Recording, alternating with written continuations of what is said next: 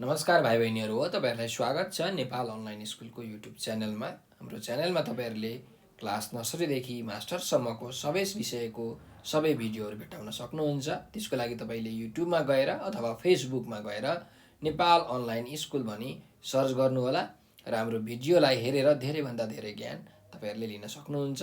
साथसाथै हाम्रो भिडियोलाई लाइक, सब्सक्राइब र सेयर गरेर नेपाल अनलाइन स्कुलको सहयोगी हात पनि दिनुहोला भनेर विनम्र अनुरोध गर्दछु।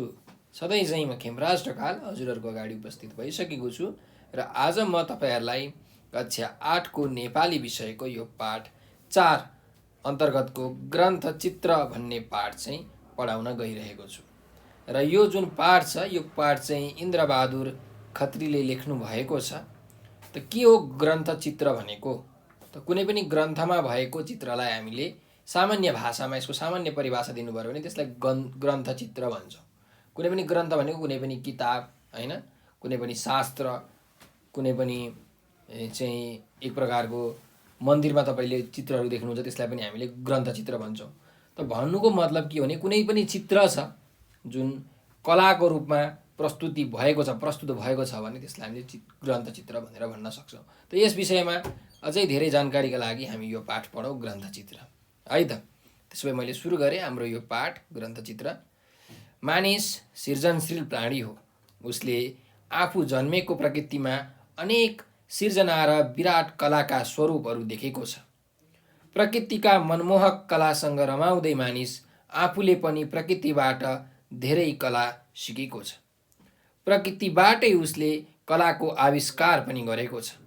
प्रकृतिले सिर्जना गरेका हिमालहरू मुसुक्क मुस्कुराएको देखेपछि मानिस लोभिन्छ। त्यसलाई आफ्नो मनभरि सजाउँदै कापीका पानामा उतार्ने प्रयत्न गर्दछ। त्यसमा रेखा कोर्छ, रङ्ग भर्छ, अनि उसको कला कागजका पानाभरि सिँगारिन्छ र चित्रकला जन्मन्छ। यही चित्रकला मानव सभ्यताको विकाससँगै विविध क्षेत्र, विधा, संस्कार र संस्कृति हुँदै अगाडि बढेको छ। आधुनिक युगसम्म आइपुग्दा मानिसले विभिन्न कलासँग परिचित हुने मौका पाएको छ। प्राचीन ग्रन्थमा विषयवस्तुको भावसँगै कोरिएका चित्रकला मात्र नभएर मूर्तिकला, वास्तुकला, नृत्यकलाले मानव मनलाई लोभ्याएका छन्। चित्रकलाले मानव जीवनको वास्तविकता बुझाएको छ, इतिहासको चित्र खिचेको छ र वर्तमानलाई सजाएको छ। मानिसले किताबका सुन्दर चित्रहरू हेर्छ, पत्र पत्रिकामा अनेक थरी चित्रहरू र व्यङ्ग्य चित्र हेरेर मुस्कुराउँछ।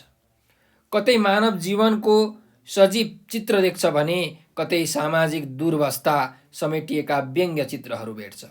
यी सबै किसिमका कलाको उत्पत्तिको आधार भूमि प्राचीन युगदेखि सुरु भएको ग्रन्थ चित्र हो। चित्रकलाको इतिहास निकै पुरानो छ। यसको सम्बन्ध मानव सभ्यताको इतिहाससँगै जोडिएको छ।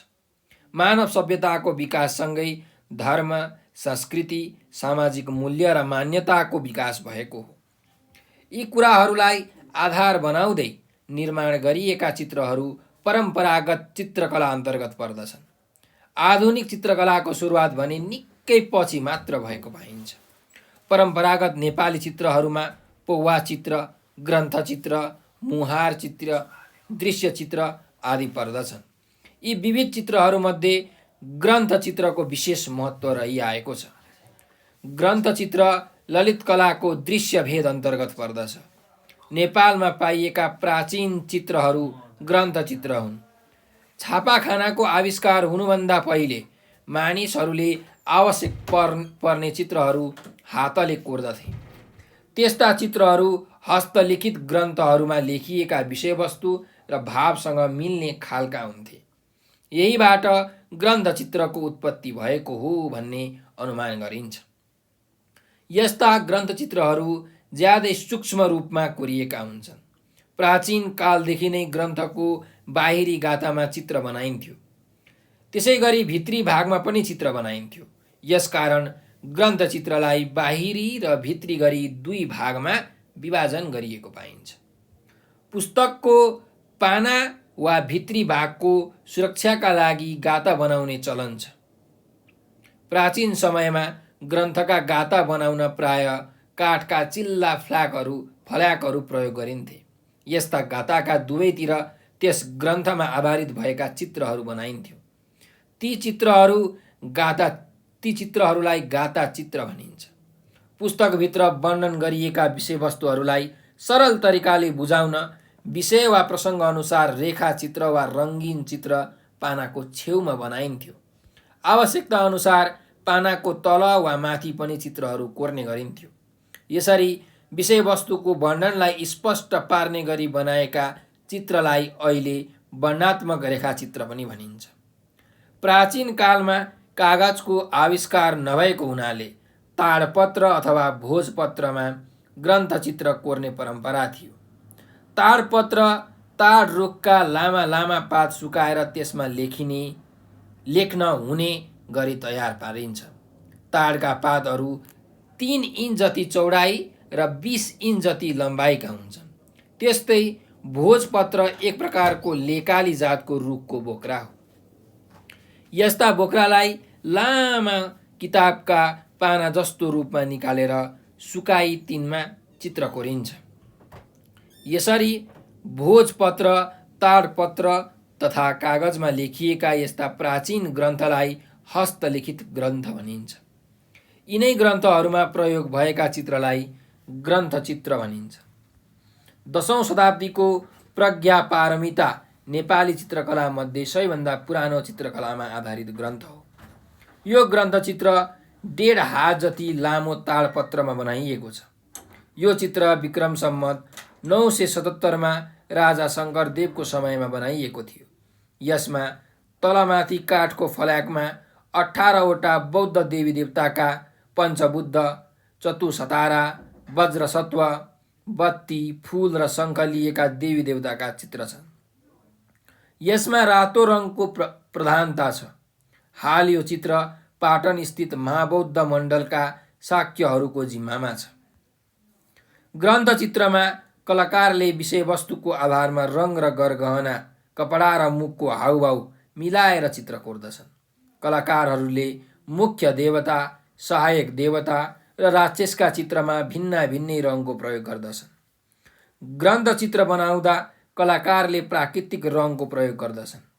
ग्रन्थचित्र निर्माण गर्दा ताडपत्र एवं भोजपत्रलाई चर्को घाम नपर्ने गरी छायामा सुकाइन्छ। यिनलाई आवश्यक पर्ने आकारमा काटिन्छ र त्यसलाई पानीमा डुबाएर फेरि घाममा सुकाइन्छ। यसलाई शङ्ख वा शालिग्रामले घोटेर चिल्लो पारेपछि मात्र चित्र कोरिन्छ।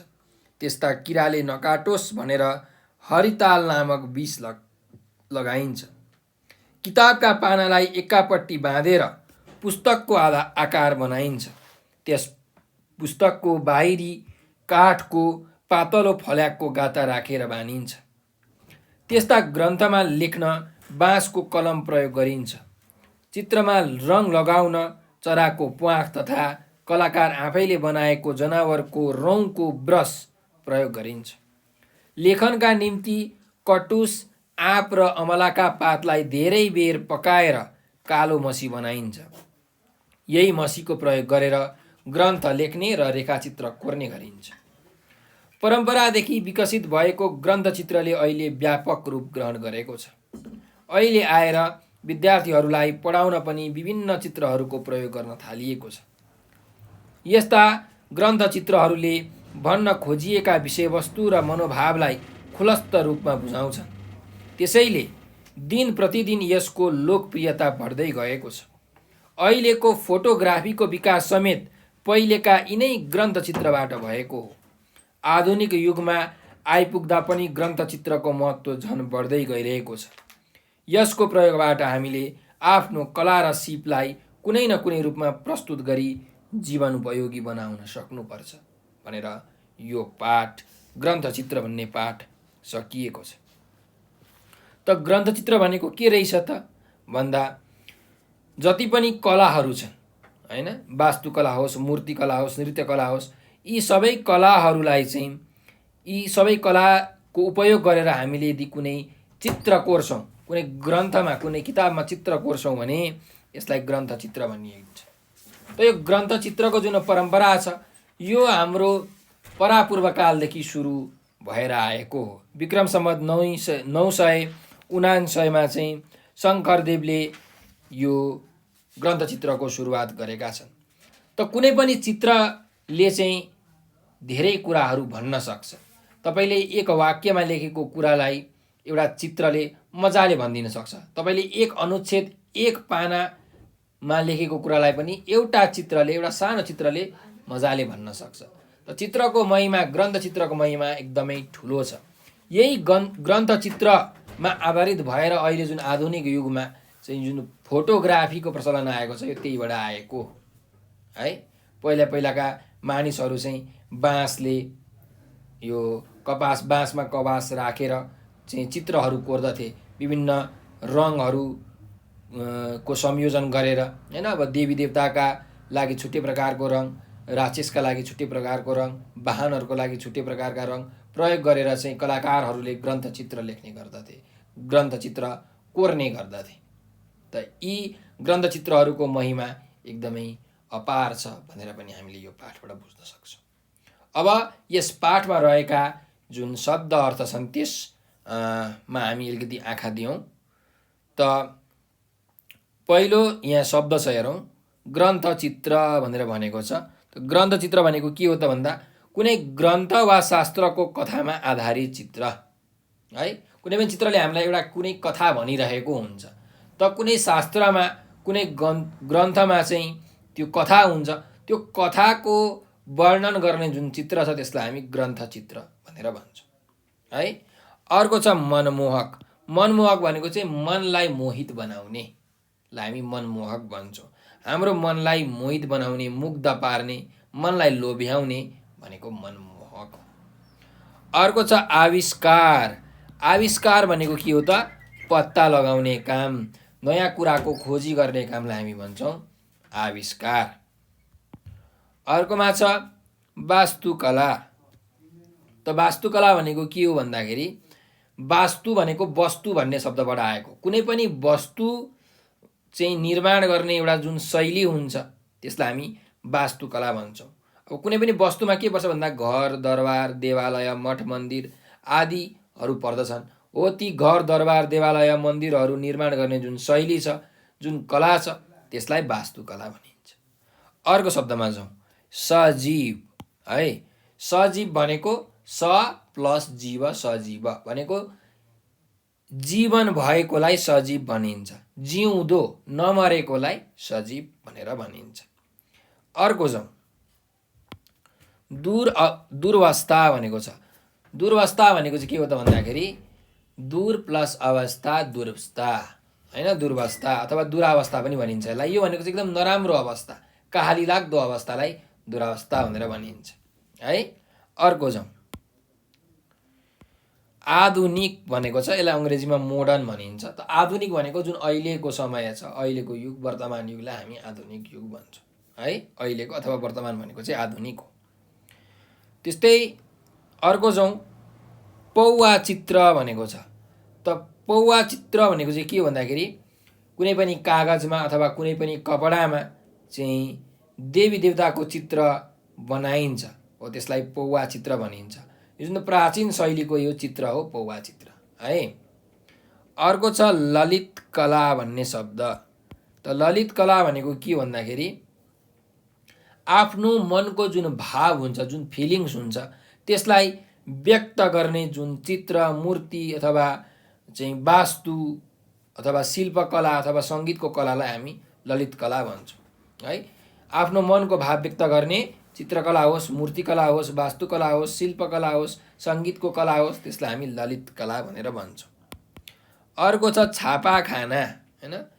छापा र खाना मिलेर छापाखाना भनेको छ। भनेको छाप्ने ठाउँ, छपाई गर्ने ठाउँ, प्रेस भनेर भनिन्छ यसलाई छापाखाना है।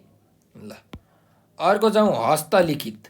हस्त प्लस लिखित, हस्तलिखित। हस्त भनेको के हो त?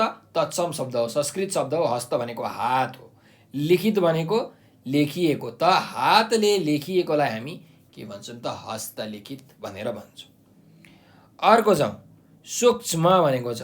सूक्ष्म भनेको के भन्दाखेरि एकदमै सानो भन्ने बुझिन्छ हैन। हैन, एकदम आँखाले नदेखिने।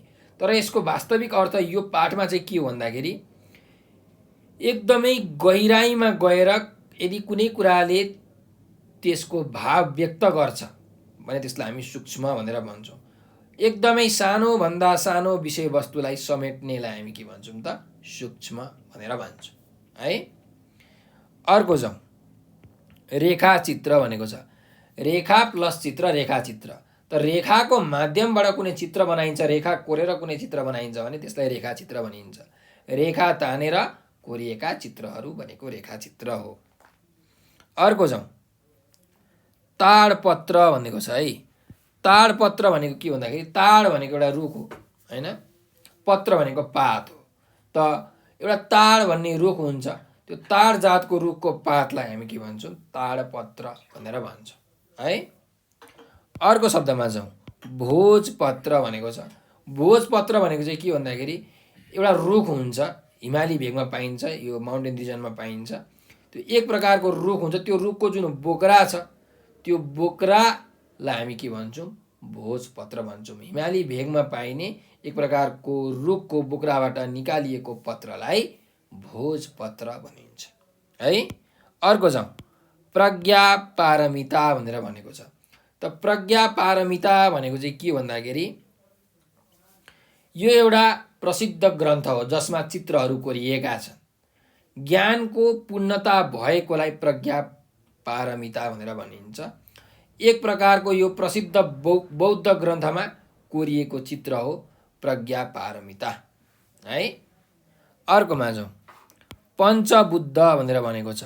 पञ्च भनेको 5, बुद्ध भनेको तपाईँलाई थाहा छँदैछ, बौद्ध धर्म चाहिँ स्थापना गर्ने गौतम बुद्ध, सिद्धार्थ गौतम बुद्ध हुन् हैन। त पञ्चबुद्ध भनेको के हो त? 5 बुद्धको समूह, एकदम अलौकिक शक्ति भएका चाहिँ 5 बुद्धको समूहलाई पञ्चबुद्ध भनेर भनिन्छ है। अर्को छ चतुसतारा भनेको छ। चतुसतारा भनेको के भन्दाखेरि 4वटा ताराहरूको समूहलाई हामी चतुसतारा भनेर भन्छौँ। जुन प्रज्ञापारमिता भन्ने चित्र छ त्यसमा अङ्कित गरिएको सेतो र हरियो जम्मा 4वटा ताराहरू छन् हैन। सेतो रङको र हरियो रङको ताराहरू छन्। ती सेतो र हरियो रङको ताराहरूलाई हामी के भन्छौँ त? चतुसतारा भन्छौँ है।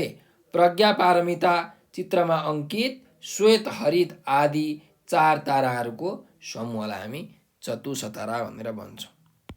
अर्को जाउँ, वज्रसत्व भनेको छ। वज्रसत्व भनेको चाहिँ बुद्धको एउटा अवतार हो, बुद्ध भगवानको अवतारलाई वज्रसत्व भनिन्छ। जस्तो कि हामीले कृष्ण भगवानलाई चाहिँ विष्णु भगवानको अवतार भन्छौँ, त्यस्तै गरिकन वज्रसत्व भनेको बुद्धको एउटा अवतार हो। र यसको अर्को अर्थ के हुन्छ त? क्षमा माग्ने खालको बुद्धको अवतार हो, अरूसँग क्षमा माग्ने भनेको वज्रसत्व हो यसको अर्थ चाहिँ खास। अर्को जाउँ, शालिग्राम भनेको छ। शालिग्राम भनेको चाहिँ विष्णु भगवानको एउटा रूप हो, एउटा चिन्ह हो है। विष्णु भगवानलाई जालन्धरकी पत्नीले चाहिँ श्राप दिएर तपाईँ ढुङ्गा हुनु भनेर भनेकी हुन्छन् हैन। त यो विष्णु भगवानको एउटा रूप हो। यो चाहिँ विशेष गरी नेपालको कालीगण्डकी नदीको तीरमा पाइन्छ। त्यही भएर शालिग्राम भनेको के भन्दा कालीगण्डकीको तीरमा पाइने चक्र चिन्ह सहितको विष्णुका रूपमा पूजा गरिने विशेष पत्थर हो शालिग्राम। अर्को जाउँ, रङ्गीन चित्र भनेको छ। रङ्गीन चित्र भनेको चाहिँ धेरै प्रकारका रङहरू प्रयोग गरेर जुन चित्र बनाइन्छ त्यसलाई रङ्गीन चित्र भनिन्छ। धेरै प्रकारको रङको प्रयोग गरिएर बनाइएको रङ्गी बिरङ्गी चित्र भनेको रङ्गीन चित्र हो।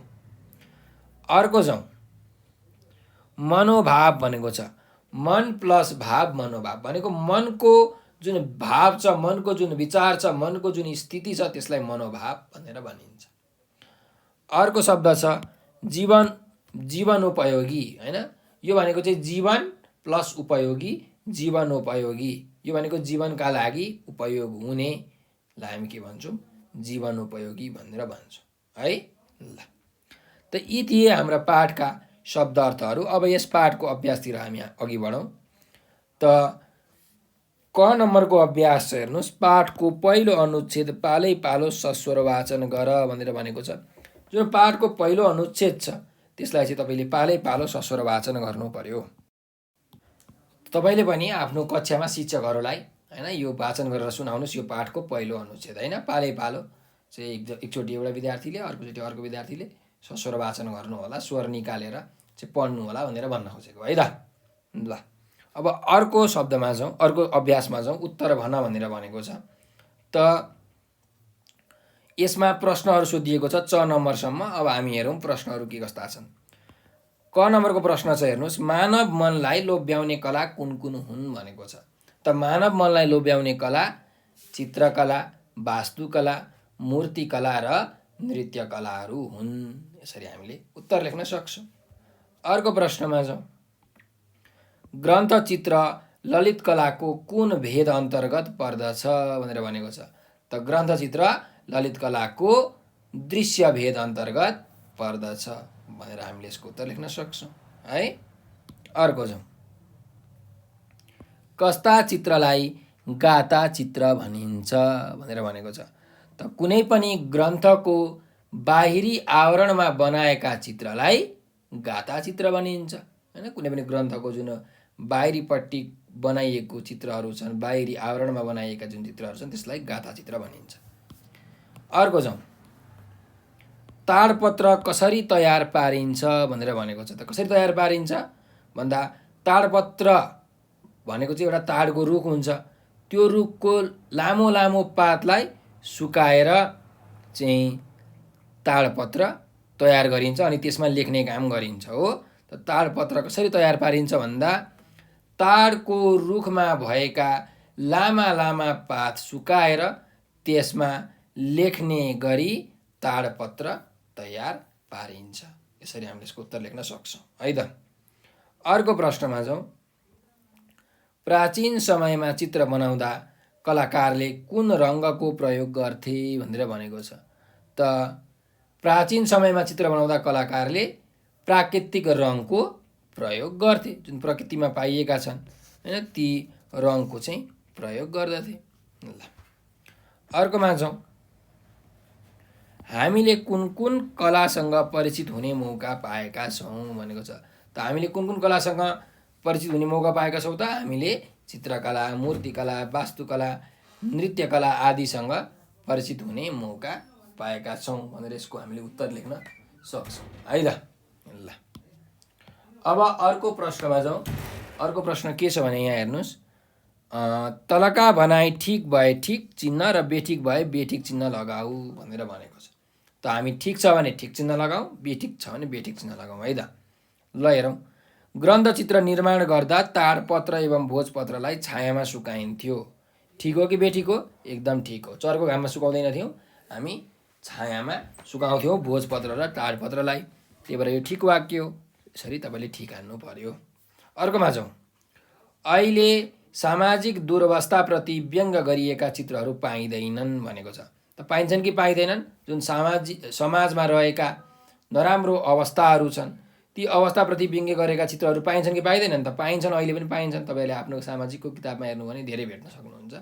त यो एकदमै बेठिक वाक्य हो। अहिले पाइन्छ, त यहाँ पाइँदैन भनेको छ। त यो बेठिक वाक्य भएर हामीले कट्टा चिन्ह प्रयोग गर्नु पर्यो, बेठिकवाला चिन्ह प्रयोग गर्नु पर्यो। अर्को जाउँ। पौवा चित्र आधुनिक चित्र अन्तर्गत पर्दछ भनेर भनेको छ।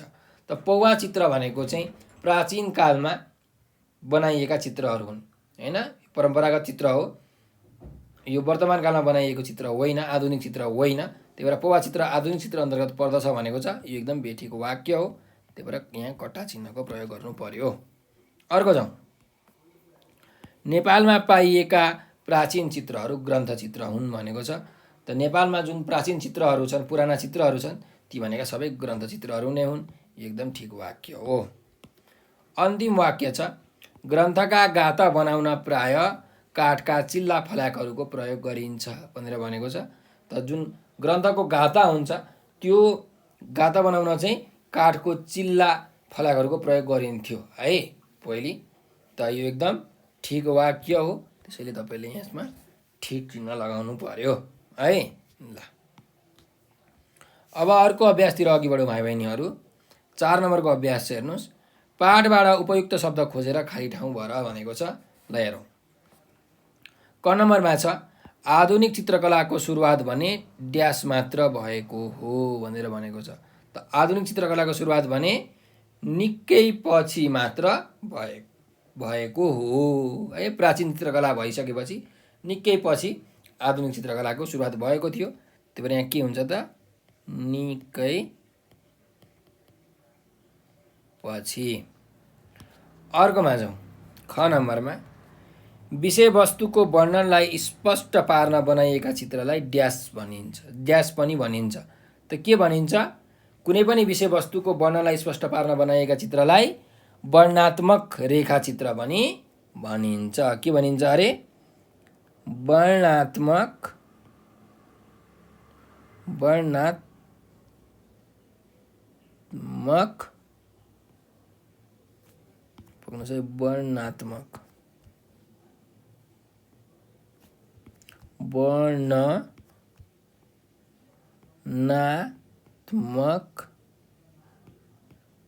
रेखा चित्र हैन, वर्णनात्मक रेखाचित्र पनि भनिन्छ। यहाँ अटेन, मैले बाहिर लेखेँ है त। अर्कोमा जाउँ।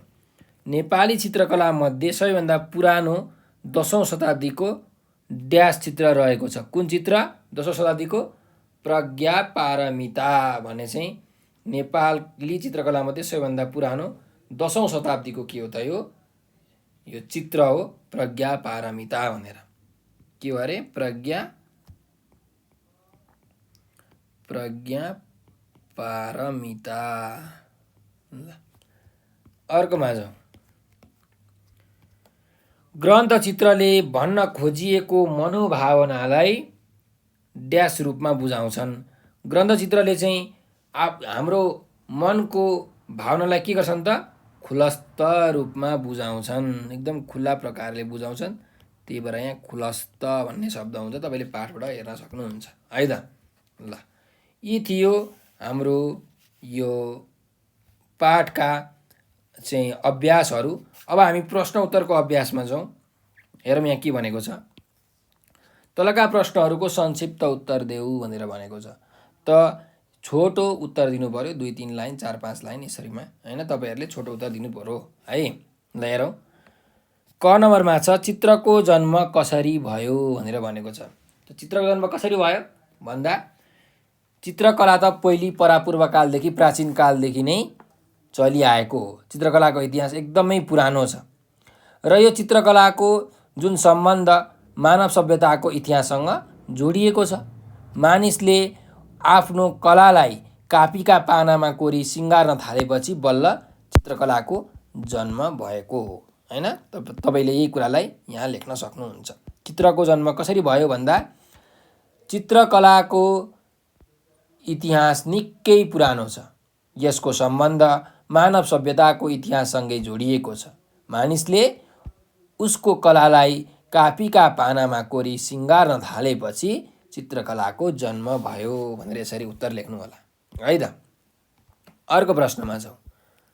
पहिले ग्रन्थको बाहिरी र भित्री भागमा के कस्ता चित्रहरू बनाइन्थे भनेर भनेको छ। त ग्रन्थको बाहिरी भागमा गाथा चित्र बनाइन्थ्यो। त्यस्तै गरिकन कुनै पनि ग्रन्थको भित्री भागमा पनि चित्र बनाइन्थ्यो, जसलाई हामी वर्णनात्मक चित्र भन्छौँ, हो कि होइन? त पहिले ग्रन्थको बाहिरी र भित्री भागमा के कस्ता चित्रहरू बनाइन्थे भन्दा यसको उत्तर लेख्न सकिन्छ। पहिले ग्रन्थको बाहिरी गाथामा चित्र बनाइन्थ्यो, जसलाई गाथा चित्र भनिन्छ हैन। त्यसै गरी भित्री भागमा पनि चित्र बनाइन्थ्यो।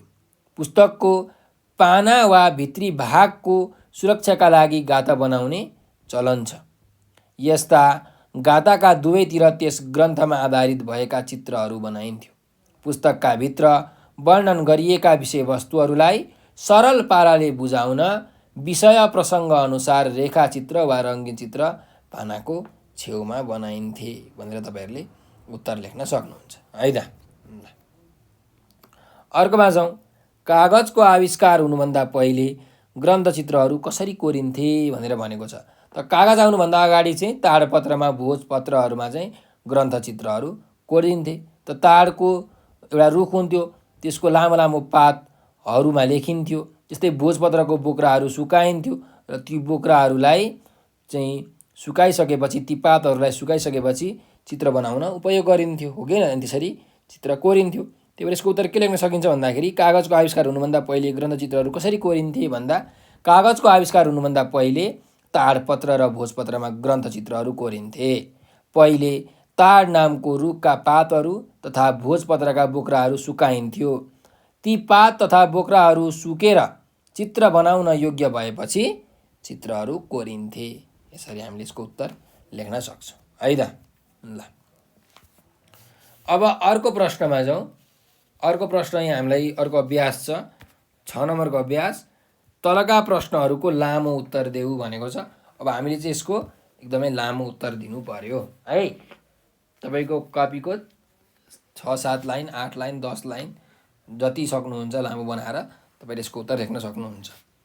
त पहिलो प्रश्न के छ भने ग्रन्थ लेख्ने र रेखाचित्र कोर्ने काममा प्रयोग गरिने रङ र वस्तुहरूको निर्माण कसरी गरिन्छ भनेर भनेको छ। जुन ग्रन्थचित्र र रेखाचित्र कोर्नको लागि चाहिँ रङहरू प्रयोग गरिन्थ्यो, जुन वस्तुहरू प्रयोग गरिन्थ्यो, तिनीहरूको निर्माण चाहिँ कसरी गरिन्छ भनेर हामीलाई प्रश्न सोधिएको छ। त हामीले यसमा अब उत्तर दिँदाखेरि ग्रन्थचित्र भनेको के हो, यसमा के कस्ता कुराहरू हुन्छन्, यो ग्रन्थचित्र पहिले कसरी कोरिन्थ्यो, सबै कुरालाई तपाईँले वर्णनात्मक हिसाबले वर्णन गरेर लेख्नु पर्यो। त यसको उत्तर कसरी लेख्न सकिन्छ भन्दाखेरि ग्रन्थशास्त्रको कथा वा विषयवस्तुमा आधारित चित्रलाई ग्रन्थचित्र भनिन्छ। ग्रन्थचित्रमा कलाकारले विषयवस्तुको आधारमा रङ तथा गरगहना, कपडा र मुखको हाउभाउ मिलाएर चित्र कोर्दछन्। कागजको आविष्कार हुनुभन्दा पहिले ताडपत्र र भोजपत्रहरूमा ग्रन्थचित्रहरू कोरिन्थे। ताड नामको रुखका पातहरू तथा भोजपत्रका बोक्राहरूलाई सुकाएर चित्र बनाउन योग्य भएपछि चित्रहरू कोरिन्थ्यो। त्यस्ता ग्रन्थमा लेख्न बाँसको कलमको प्रयोग गरिन्थ्यो। चित्रमा रङ लगाउन चराको प्वाँख तथा कलाकार आफैले बनाएको जनावरको रौँको ब्रस प्रयोग गरिन्थ्यो। लेखका निम्ति कटुस, आँप र अमलाका पातलाई धेरै बेर पकाएर कालो मसी बनाइन्थ्यो। ग्रन्थ लेख्न र रेखाचित्र कोर्न यही मसीको प्रयोग गरिन्थ्यो। यी नै ग्रन्थ लेख्ने र रेखाचित्र कोर्ने क्रममा प्रयोग चाहिँ गरिने रङ र वस्तुहरूको निर्माण प्रक्रिया हो भनेर हामीले लेख्न सक्छौँ है। ल अब अर्को प्रश्नमा जाउँ। चित्रकलाको विकासमा ग्रन्थचित्रको के कस्तो भूमिका रहेको छ स्पष्ट पार भनेको छ।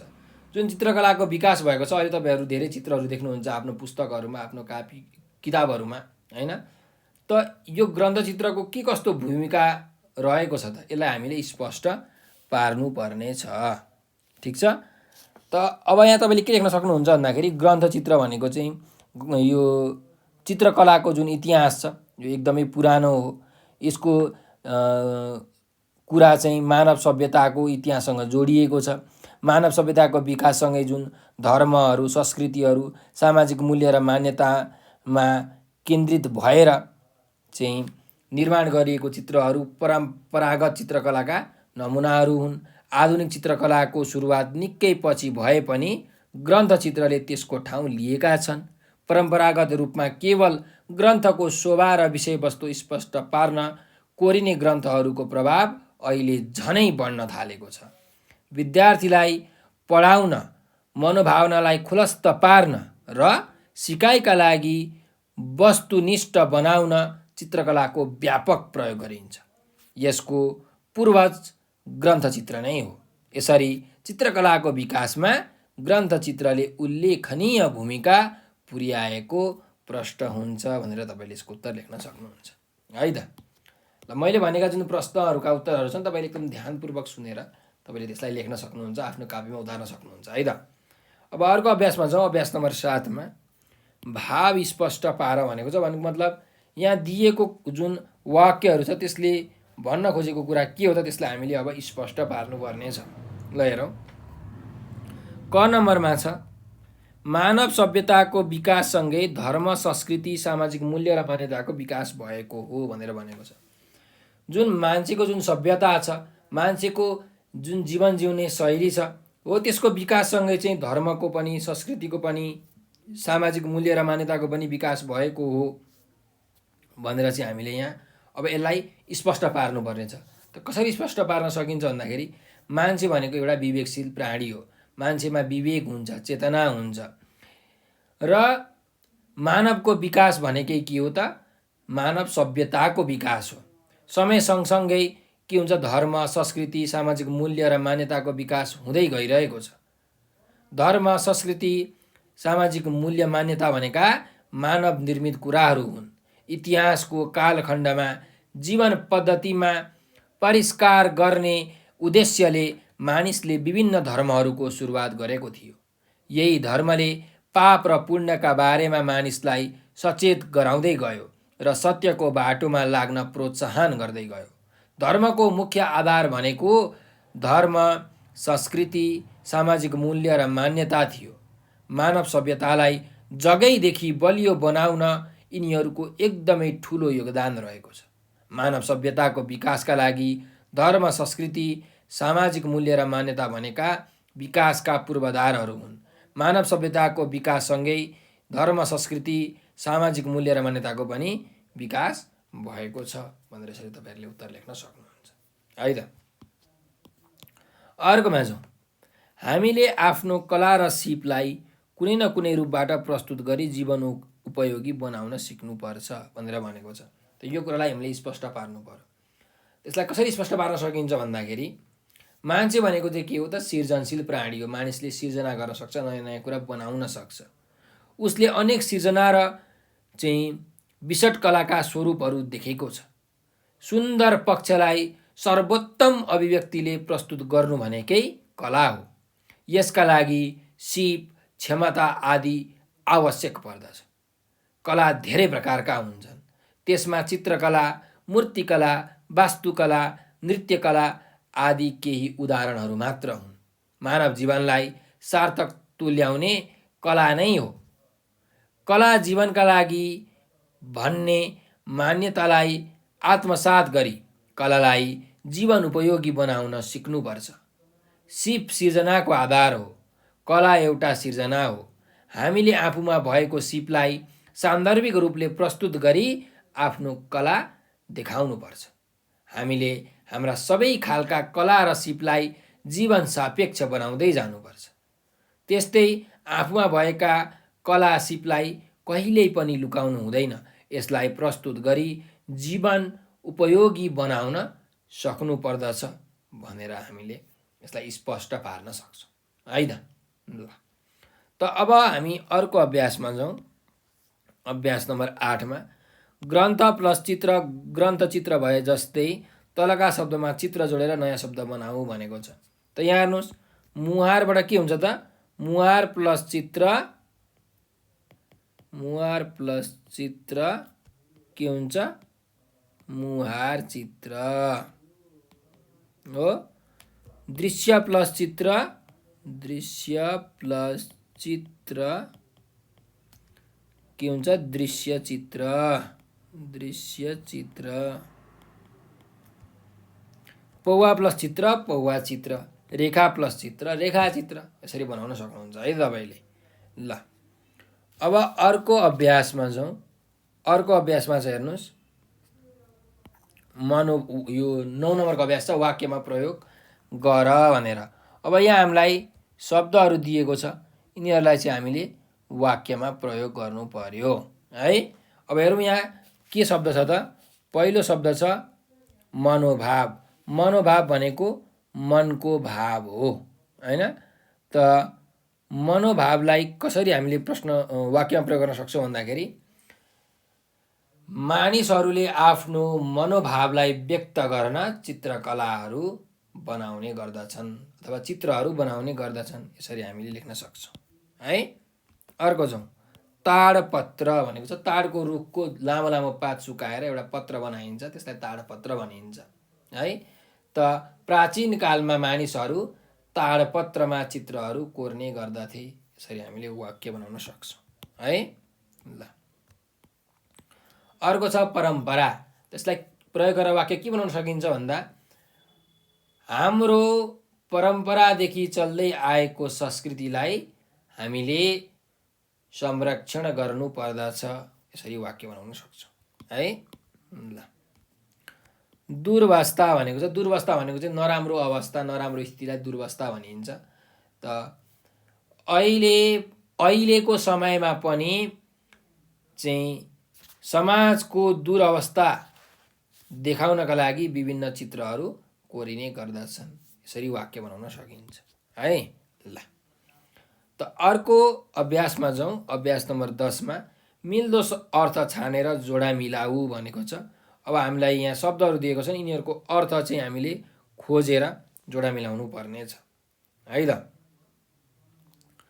त पहिलो यहाँ शब्द छ पौवा चित्र। त पौवा चित्र भनेको के हो भन्नुस् त? त मनलाई मोहित वा मुग्ध पार्ने कागज, कपडा आदिमा देवी देवताको चित्र लेखिएको प्राचीन शैलीको चित्र हो पौवा चित्र हैन।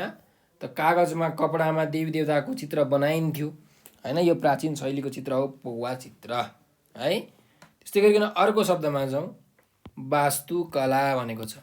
त वास्तुकला भनेको के हो? कुनै पनि घर, दरबार, देवालय आदि निर्माण गर्ने सिप अथवा कला हो वास्तुकला। त्यही भएर यसरी तपाईँले जोडा मिलाउनु पर्यो। अर्कोमा जाउँ। ग्रन्थ चित्र भनेको छ। ग्रन्थ चित्र भनेको के हो त? कुनै पनि ग्रन्थ वा शास्त्रको कथामा आधारित चित्रलाई हामी के भन्छौँ? ग्रन्थ चित्र भनेर भन्छौँ। त्यस्तै गरिकन अब अर्को शब्दमा जाउँ। अन्तिम शब्द छ शालिग्राम। शालिग्राम भनेको चाहिँ कालीगण्डकी नदीको तीरमा पाइने चक्र चिन्ह भई विष्णुका रूपमा पूजा गरिने विशेष पत्थर हो शालिग्राम हैन। कालो पत्थर हुन्छ, यो कालो ढुङ्गा हुन्छ, यसलाई शालिग्राम भनिन्छ है त। अर्कोमा जाउँ। अब यहाँ उच्चारण र हिज्जेको अभ्यास छ, एकदम सजिलो छ हेरौँ। 11 नम्बरको अभ्यास छ शुद्धसँग उच्चारण गर भनेको छ। त यहाँ शब्दहरू दिएको छन्, यो हामीले उच्चारण गर्नुपर्ने छ। तपाईँहरू म सँगसँगै उच्चारण गर्नु होला। पहिलो शब्द छ सभ्यता। के अरे? सभ्यता है। अर्कोमा जाउँ। शालिग्राम। शालिग्राम, ठिक छ। त्यस्तै अर्को शब्दमा जाउँ। ग्रन्थचित्र। ग्रन्थचित्र। फेरि अर्को शब्द वज्रसत्व। वज्रसत्व। वज्रसत्व है। अर्को शब्द छ पञ्चबुद्ध। पञ्चबुद्ध, पञ्चबुद्ध है। ल, अर्को अभ्यास छ हेर्नुहोस्। 12 नम्बरको अभ्यास शिक्षकबाट सुनेर लेख भनेको छ। अब म यहाँ केही शब्दहरू भन्छु, तपाईँहरूले सुनेर आफ्नो कापीमा लेख्नु होला र पछि आफ्नो पाठमा, पाठ्य पुस्तकमा हेरेर चाहिँ तपाईँ सच्याउन सक्नुहुन्छ तपाईँको सही भयो कि गलत भयो है त। ल, लेख्नुहोस्, म भन्छु। फोटोग्राफी। फोटोग्राफी। अर्को शब्द लेख्नुहोस् रङ्गीन चित्र। रङ्गीन चित्र। अर्को शब्द लेख्नुहोस् आविष्कार। आविष्कार। र अन्तिम एउटा शब्द लेख्नुहोस् प्रज्ञा पारमिता। प्रज्ञा पारमिता। ल, अब अर्को अभ्यासमा जाउँ। अर्को अभ्यास छ 13 नम्बरको अभ्यास शुद्ध गरी सार भनेको छ। अब यहाँ शब्दहरू दिएका छन्, यसलाई चाहिँ हामीले शुद्ध गरी सार्नुपर्ने छ। ल हेरौँ। त पहिलो शब्द छ मूर्तिकला। अब यो यहाँ त अशुद्ध छ, यसलाई शुद्धसँग लेख्नु पर्यो। त कसरी लेखिन्छ भन्दाखेरि हेरौँ। मूर्तिकलालाई यो मुको जुन उकार छ त्यसलाई दीर्घ हुन्छ, अनि तीको यहाँ रस्व इकार हुन्छ। मूर्तिकला हो, यसरी लेखिन्छ है मूर्तिकला। त्यस्तै गरिकन अर्को शब्द छ सूक्ष्म। त सूक्ष्म कसरी लेखिन्छ? यो सु चाहिँ के हुन्छ? दीर्घ उकार हुन्छ। सु आदि क्ष र म, सूक्ष्म। अर्को जाउँ। पौवा चित्र भनेको छ। यो कसरी लेखिन्छ त? यहाँ त अशुद्ध छ। पौवा चित्र भनेको पौवा चित्र। पौवा चित्र यसरी लेखिन्छ है। पौवा लेखिँदैन, पौवा लेखिन्छ है। दोलक्कानो कौ दिइन्छ, पौवा चित्र। अर्को जाउँ। निर्माण भन्ने शब्द छ। यहाँ चाहिँ निर्माण छ, तर खासमा के हो? निर्माण हो। निर्माण यसरी लेखिन्छ निर्माण है। नि अनि मलाकारमा आकारमाथि रेफ दिनु पर्यो अनि 3 धर्के अड निर्माण। अन्तिम शब्द छ पाठ्य पुस्तक। यहाँ पाठ्य पुस्तक लेखिएको छ तर खासमा के हो पाठ्य पुस्तक हो। के हो अरे पाठ्य पुस्तक पा आदि थय पाठ्य पुस्तक यसरी लेख्नु पर्यो पाठ्य पुस्तक। ठिक छ। अर्को शब्दमा जाउँ अर्को अभ्यासमा जाउँ। पाठबाट य र ए लागेका 10-10 वटा शब्दहरू खोजेर लेख भनेर भनेको छ। अब हाम्रो पाठहरूमा चाहिँ य र ए लागेका हैन त बुढो जे भन्छौँ नि हामी य अनि अर्को ए एकतारे ए हो। यो लागेका शब्दहरू चाहिँ पाठबाट खोजेर लेखौँ अरे। ल हेरौँ पाठमा य र ए लागेका के कस्ता शब्दहरू छन् त त्यो हामीले यहाँबाट हेरौँ है। ल य लागेको शब्दहरू र ए लागेको शब्दहरू हेर्दै जाउँ। यहाँ छ त कहीँ यहाँ कहीँ पनि छैन। कलाका स्वरूपहरू देखिएको छ। प्रकृतिका मनमोहक कलासँग रमाउँदै धेरै कला सिकेको छ। प्रकृतिबाटै उसले कलाको आविष्कार पनि गरेको छ। प्रकृतिले सिर्जना गरेका हिमालहरू मुस्कुराएको हेर्नुहोस् यी मुस्कुराएको भन्ने शब्द छ कि छैन। यहाँ मुस्कुराएको यहाँ ए लागेको शब्द छ हो मुस्कुराएको। त्यस्तै गरिकन अर्को शब्द हेरौँ प्रयत्न। ल यसलाई चाहिँ म पहेँलोले गर्छु। पहेँलो लागेको भनेको चाहिँ बुढो जे भन्छौँ नि य र हरियो रङ लगाएको चाहिँ एकतारे ए लागेको शब्दहरू हुन् है। त्यस्तै अब अर्को शब्द हेरौँ सभ्यता भन्ने शब्द छ हेर्नुहोस् यहाँ य लागेको छ सभ्यता हो। ल अर्को युग भन्ने शब्द छ हेर्नुहोस् यहाँ पनि य छ युग हो कि होइन। त्यस्तै गरिकन अर्को हेर्नुहोस् कोरिएका भन्ने शब्द छ जसमा एकतारे ए लागेको छ कोरिएका है। अर्को शब्द छ नृत्य कला यहाँ य छ नृत्य कला हैन। त्यस्तै अर्को शब्द हेरौँ लोभ्याएका यो यसमा एकतारे ए लागेको छ लोभ्याएका है। त्यस्तै गरिकन अर्को हेरौँ सजाएको यसमा एकतारे ए लागेको छ सजाएको। य लागेको हेर्ने भने अर्को व्यङ्ग्य के अरे व्यङ्ग्य भन्ने यहाँ शब्द छ हो। त्यस्तै अर्को हेरौँ भएको भन्ने छ यहाँ ए लागेको शब्द छ भएको है। त यस्ता शब्दहरू तपाईँहरूले आफ्नो चाहिँ पुस्तकबाट मजाले खोज्न सक्नुहुन्छ। यहाँ य लागेको शब्दहरू हेर्नुहोस् त मूल्य मान्यता सभ्यता होइन यस्ता शब्दहरू तपाईँले य लागेका शब्दहरू मजाले भेट्न सक्नुहुन्छ। ल अब हामी अर्को अभ्यासमा जाउँ। अर्को अभ्यास के छ त हेरौँ। 15मा छ हेर्नुहोस् पाठ पढी तालिकामा 5-5 वटा शब्दहरू भर भनेको छ। त हामीले पाठ पढिसकेका छौँ। पाठबाट हेरेर यहाँ तालिकामा भएको 5-5 वटा शब्दहरू हामीले भर्नु पर्यो। इकार लागेको शब्द यो ह्रस्व इकार लागेको छ यहाँ अर्को इकार लागेको यो दीर्घ इकार लागेको छ यहाँ उकार लागेको यहाँ उपहार भन्ने छ यो ह्रस्व उकार हो भने अर्को उकार लागेको यो दीर्घ उकार लागेको शब्दहरू हामीले खोजेर लेख्नु पर्यो। ल हेरौँ। ल म यो मेटाइदिन्छु। ह्रस्व इकार दीर्घ इकार ह्रस्व उकार र दीर्घ उकार लागेको।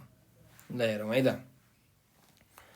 आफू भनेको दीर्घ उकार लागेको हो। ल पहिला इकार लागेको हेरौँ न त इकार लागेको है। मानिस ह्रस्व इकार सिर्जनशील यसमा ह्रस्व पनि छ दीर्घ पनि छ है। अर्को प्राणी भनेको दीर्घ इकार लागेको। प्रकृति भनेको ह्रस्व इकार लागेको। सिर्जना भनेको ह्रस्व इकार लागेको। विराट भनेको पनि ह्रस्व इकार लागेको। प्रकृति भनेको यहाँ ह्रस्व इकार लागेको है। त्यस्तै अरू हेरौँ। आविष्कार भनेको पनि ह्रस्व इकार लागेको। हिमाल भनेको पनि ह्रस्व इकार लागेको।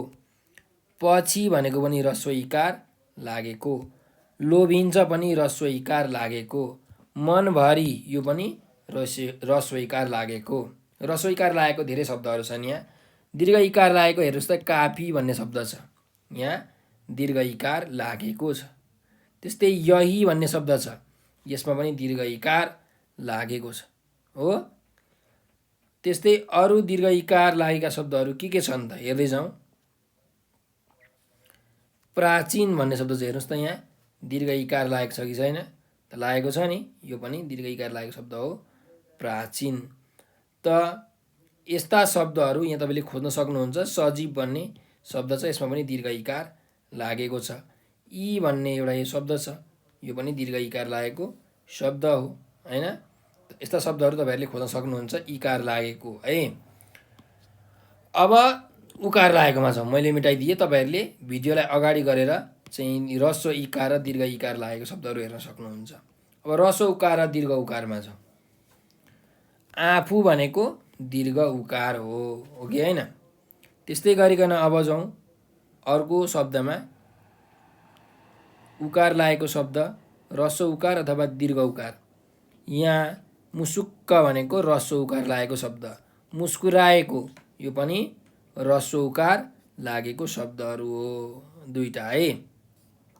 हुँदै यो पनि ह्रस्व उकार लागेको।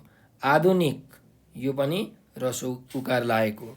युग यो पनि ह्रस्व उकार लागेको। आइपुग्दा यो पनि ह्रस्व उकार लागेको। हुने यो पनि ह्रस्व उकार लागेको। त ह्रस्व उकार लागेको शब्दहरू धेरै छन्। यहाँ यी वास्तु भन्ने छ ह्रस्व उकार लागेको। दीर्घ उकार लागेको हेर्ने हो भने यहाँ तपाईँले देख्न सक्नुहुन्छ मूर्ति भन्ने शब्द छ। यो मूर्तिमा हेर्नुहोस् यहाँ यी दीर्घ उकार लागेको छ कि होइन। त अरू शब्दहरू के कस्ता छन् त अरू पनि हामी हेरौँ। मूल्य भन्ने शब्द हेर्नुहोस् त यहाँ दीर्घ उकार लागेको छ कि छैन हो। ल यो पनि मूल्य भन्ने शब्द पनि दीर्घ उकार लागेको शब्द हो। दीर्घ उकार लागेको शब्द चाहिँ एकदमै कम नै छन्। ह्रस्व उकार लागेको चाहिँ एकदमै धेरै शब्दहरू छन् है। अब तपाईँले यो पाठहरू पढ्नु भएको छ, यो पाठबाट तपाईँले मजाले खोज्न सक्नुहुन्छ र खोजेर लेख्न सक्नुहुन्छ। यहाँ एउटा सूक्ष्म भन्ने शब्द पनि छ हेर्नुहोस् यहाँ दीर्घ उकार लागेको यो शब्द हो है। ल तपाईँले पाठबाट यी सबै शब्दहरू खोजेर लेख्नु होला। त आजको लागि यति नै गरौँ। यो जुन व्याकरणको अभ्यास छ, कार्यमूलक व्याकरण भन्ने अभ्यास तपाईँले पाठ्य पुस्तकमा हेर्न सक्नुहुन्छ। यो चाहिँ म एकैचोटि तपाईँहरूलाई व्याकरणको अभ्यास गराउने बेलामा पढाउँछु, तपाईँले त्यो भिडियो हेर्नु होला। र आजको लागि यति नै गरौँ। तपाईँहरूलाई यो भिडियो कस्तो लाग्यो कमेन्टमा प्रतिक्रिया दिन नबिर्सिनु होला। र हामीलाई चाहिँ एउटा नम्बर याद राख्नुहोस्, यो 9849595895। तपाईँहरूको मनमा केही जिज्ञासा आयो, तपाईँहरूलाई केही आएन, केही कुरा बुझ्नु भएन भने यो नम्बरमा तपाईँले हामीलाई भाइबर, टेलिग्राम र व्हाट्सएपमा मेसेज गर्न सक्नुहुन्छ है। त्यस्तै गरिकन तपाईँहरूले चाहिँ हामीलाई टिकटक, फेसबुक, ट्विटर र इन्स्टाग्राममा पनि फलो गर्न सक्नुहुन्छ। हामीले त्यहाँ एकदमै रमाइलो रमाइलो भिडियोहरू हालेका छौँ, पाठका भिडियोहरू पनि हालेका छौँ। त्यस्तै हाजिरी जवाफ, कथा लेखन, निबन्ध लेखन, नृत्यकला प्रदर्शनी प्रतियोगिता, गायन प्रतियोगिता, यस्ता प्रतियोगिताहरू पनि गराउँछौँ विद्यार्थीहरूको सिपलाई बढाउनको निम्ति, उनीहरूको सृजनात्मक कलालाई बढाउनको निम्ति। र हामीले उपहार र पुरस्कारको पनि व्यवस्था गरेका छौँ। तपाईँहरूले यी प्रतियोगितामा भाग लिएर उचित पुरस्कार जित्नुहुन्छ भन्ने मलाई आशा छ। र त्यसको लागि तपाईँहरूले हामीलाई चाहिँ टिकटकमा, फेसबुकमा फलो गर्नुपर्ने हुन्छ। तपाईँले टिकटकमा, फेसबुकमा, ट्विटर अथवा इन्स्टाग्राममा नेपाल अनलाइन स्कुल लेखेर सर्च गर्नुहोस् र हामीलाई फलो गर्नुहोस् है त। अनि त्यहाँबाट तपाईँहरूले यी सबै कुराहरू हेर्न सक्नुहुन्छ। तपाईँहरूले यो भिडियोलाई लाइक, सब्सक्राइब र सेयर गरेर नेपाल अनलाइन स्कुललाई सहयोग गर्नुहोला भनेर विनम्र अनुरोध गर्दै म आज हजुरहरूबाट बिदा दिन चाहन्छु। हजुरहरूले यो भिडियो अन्तिमसम्म हेरिदिनु भएकोमा हजुरलाई हृदयदेखि धेरै धेरै धन्यवाद छ। स्वस्थ रहनुहोस्, व्यस्त रहनुहोस्, मस्त रहनुहोस्।